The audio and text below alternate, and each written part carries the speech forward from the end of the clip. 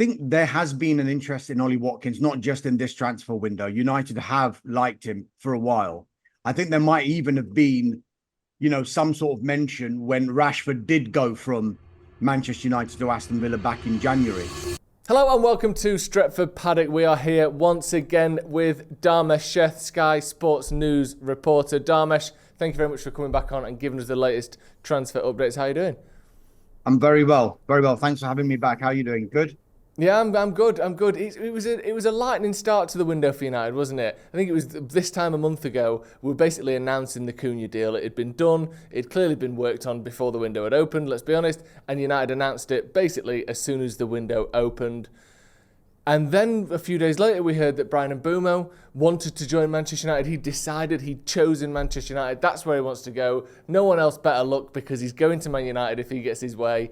And now here we are, pushing 4 weeks on, and we've heard of 2 rejected bids. We've heard that Mbeumo still wants to join. There was reports even that Tottenham had chucked in a 70 million bid. There's all sorts going on. What is the latest with Bryan Mbeumo, and why is it taking so long?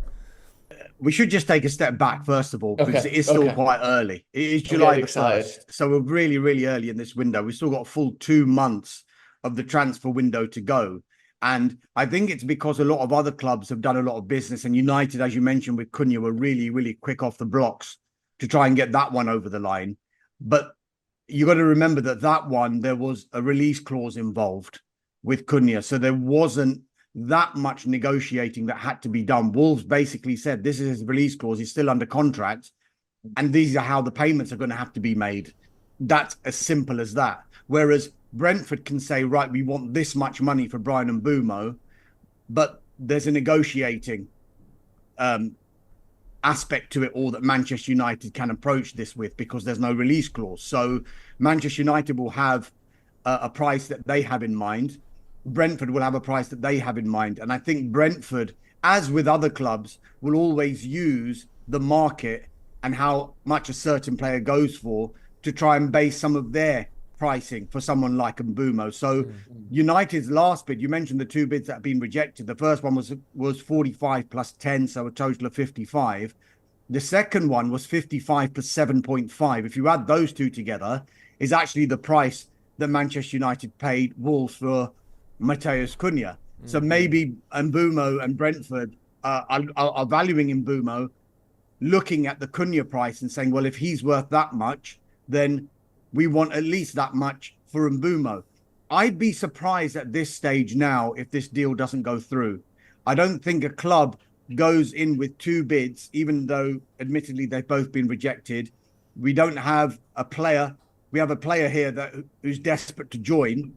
All of those ingredients together usually means one outcome, and that means that the player will move. It's just a question of how Manchester United can structure this deal as well as the total fee. Because as much as we talk about an agreement on a fee, it's actually the structure of those payments that usually is the problematic part of a deal. Because you could say, right, we'll pay 70 million, but 20 million they could offer in performance-related add-ons, some of which might not be achievable. That's why Brentford will say, no, we want this as our minimum price, as our initial fee, and these performance-related add-ons, they would have to be achievable ones as well for us to get up to the value that we want.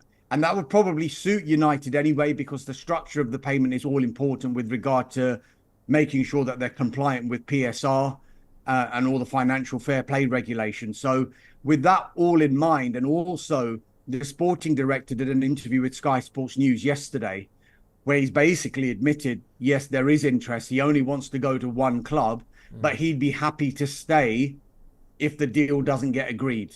Now, all of those noises you would expect Brentford to say, because they don't want to give United any leeway on this price that they have in mind.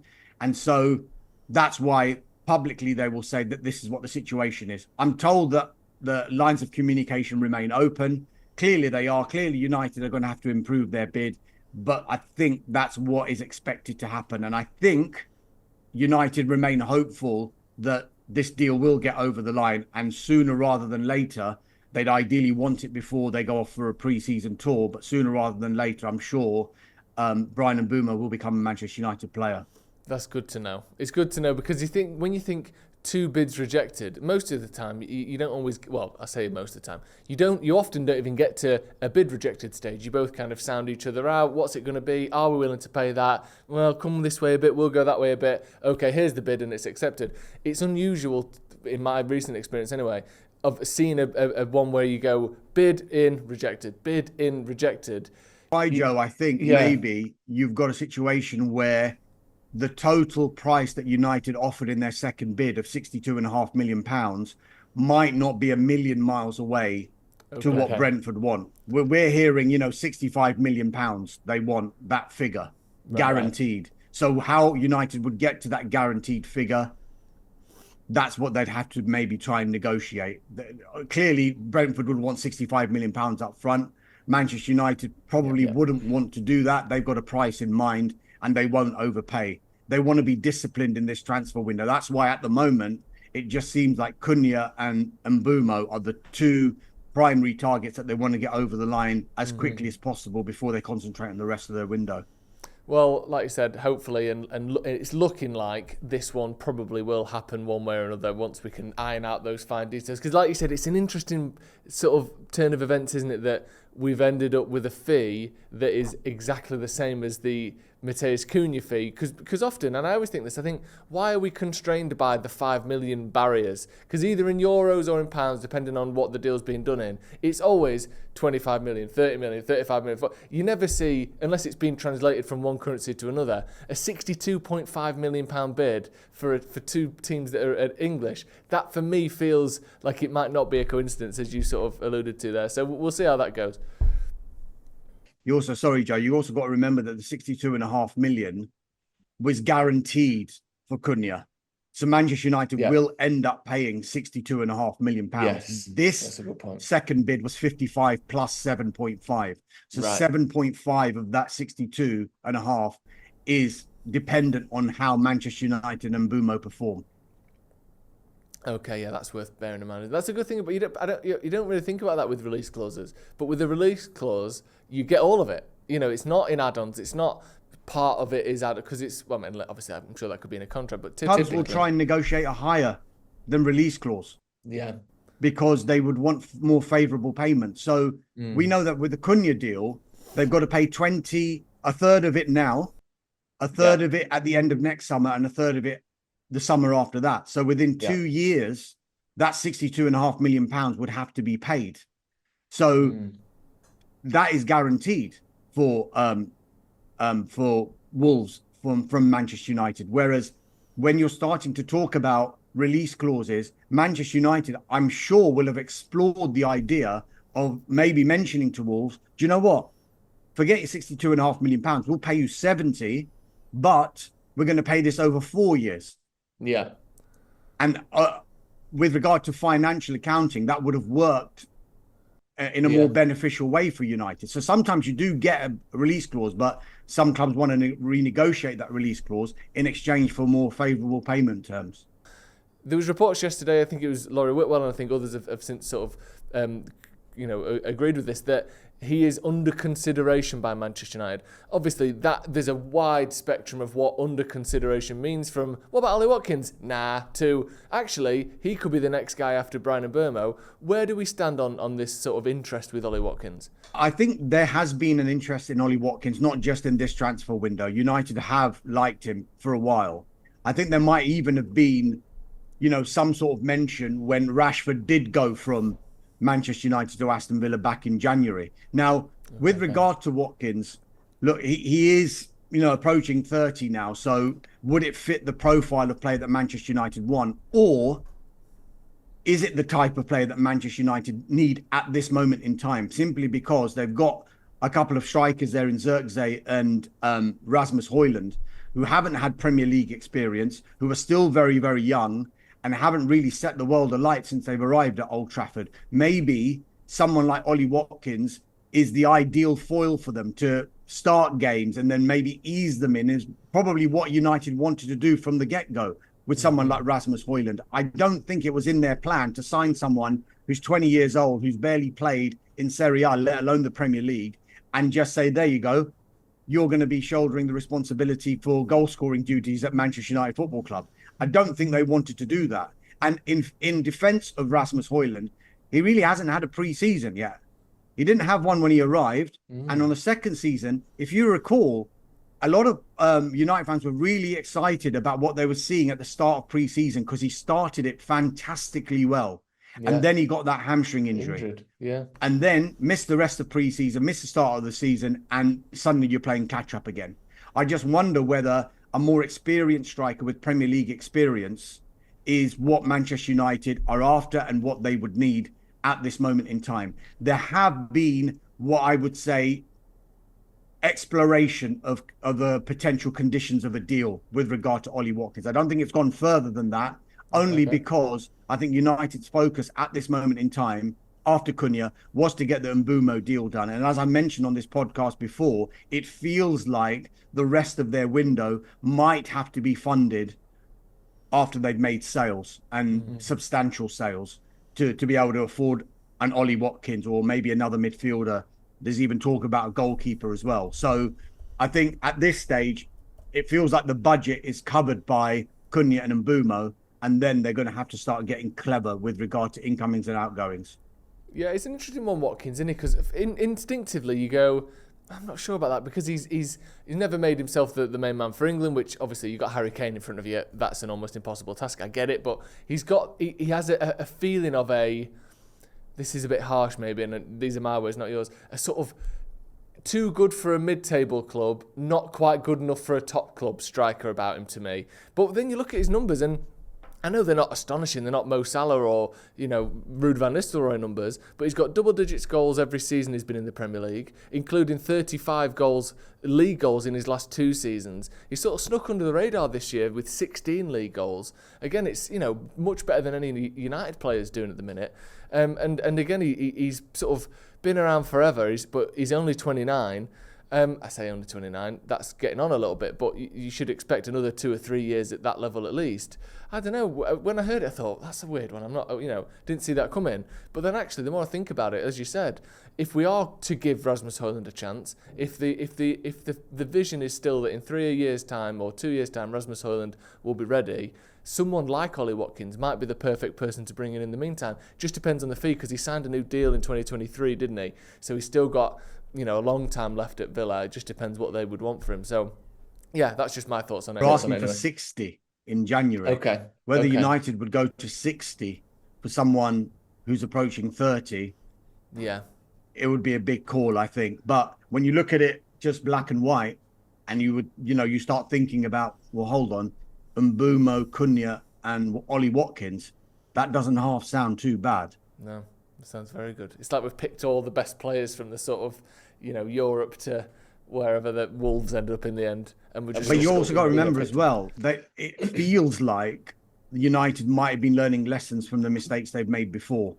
Now, whoever is to blame, and I'm not saying that these players aren't going to work, they seem to have spent big money on players who haven't been Premier League ready. They've never played in the Premier League before. Antony, 80-odd million, never played in the Premier League before. Rasmus Højlund, Xerxes. Yeah. Suddenly, you've got Cunha, and Mbeumo looks like he's on his way, and talk of Watkins. 3 hardened Premier League players with huge experience in this league and knows what it takes to succeed in this league. So maybe they're just a slight change of tact. I know they've been really focusing on the really young players and looking at the future for United, but it's always been said as well, don't Manchester United just need that mid-20, 25, 26-year-old who walks straight into the team with Premier League experience? And it seems that that's, with Mbeumo and Cunha, clearly that is the approach with them. Watkins, slightly older, of course, but fantastic player nevertheless.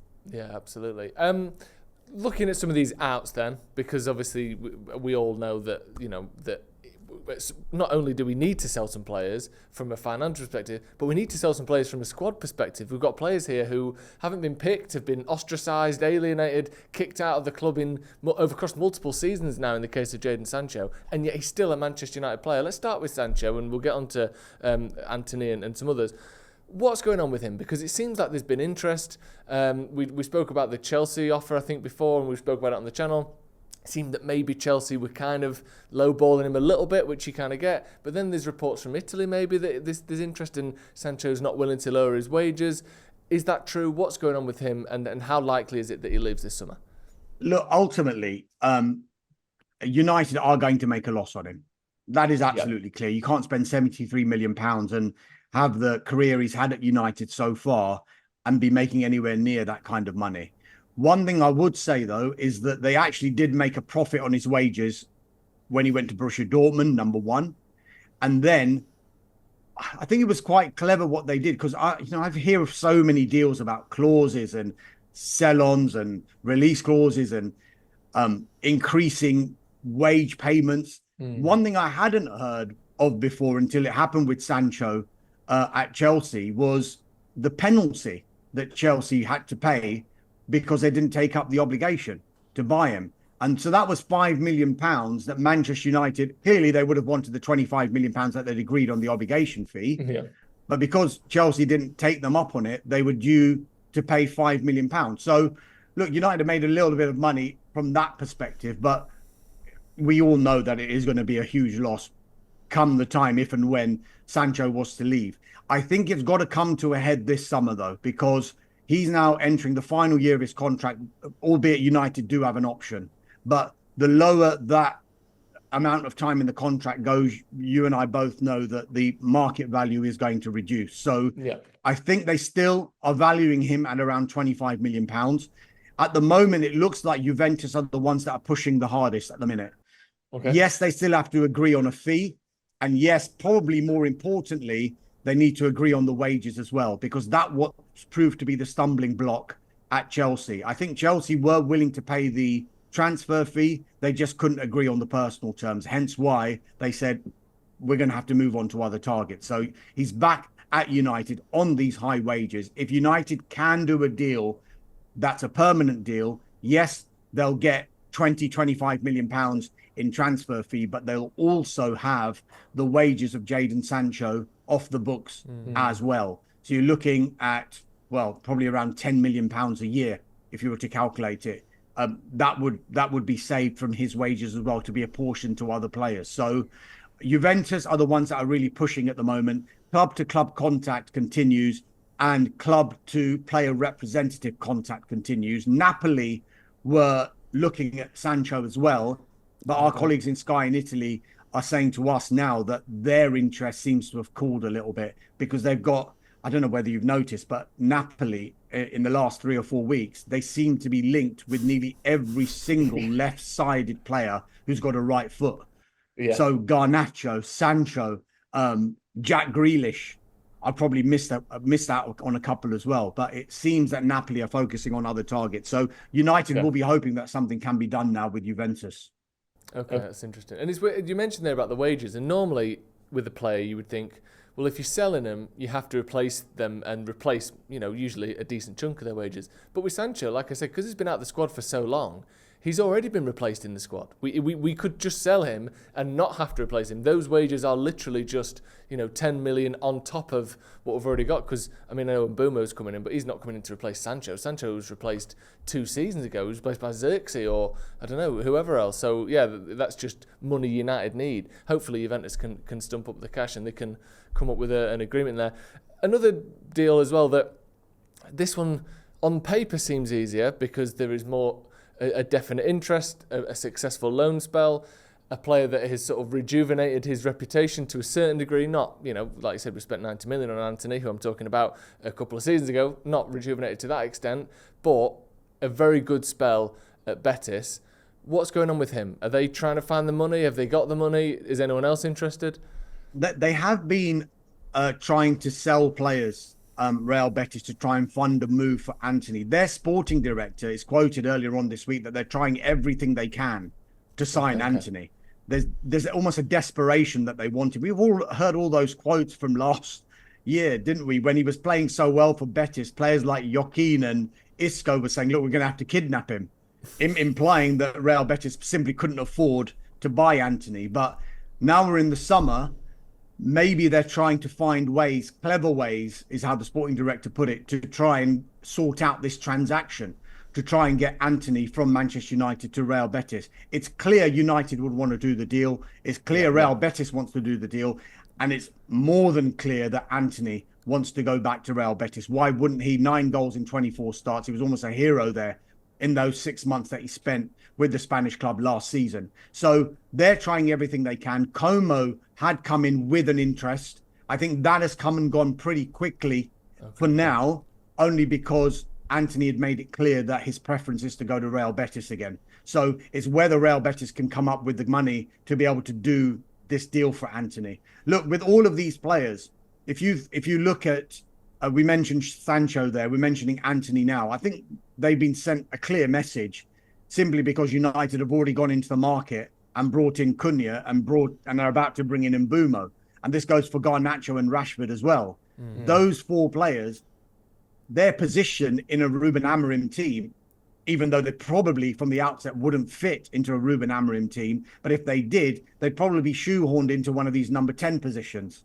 Well, if they weren't getting game time when Mbeumo and Cunha weren't there, they've got no chance. So I think above anything else, as much as United will be desperate to get these moves done, the players themselves will be desperate to get these moves done. So when you have a scenario like that, I guess it makes it slightly easier for a deal to happen. But as we've said, and we've mentioned with Mbeumo before, it's all going to come down to the price. And United, as much as they will be disciplined in how much they pay for someone like Mbeumo, they will know what their market values are for these players that they've got that they want to sell, because they will want to make a substantial amount of money on the likes of Rashford, Garnacho, Sancho, Antony, if they are all to be sold, to be able to fund the rest of their transfer window.